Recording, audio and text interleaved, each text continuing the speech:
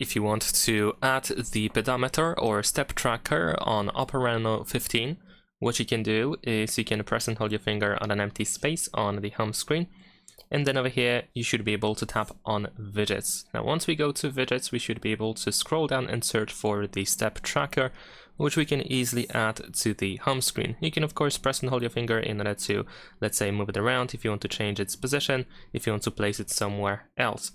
And you might also need to tap on the step tracker in order to allow the Shelf app to access the physical activity so that it can actually track your steps. And that is pretty much it. Of course, if you don't like this step tracker widget, if it doesn't work well for you for some reason, you can also use third-party apps. For example, you might have a Fitbit app, which is a Google app that is also used for tracking steps. If you don't have it, then you can of course get it from the Play Store. You can just simply search for Fitbit and then you should be able to download it.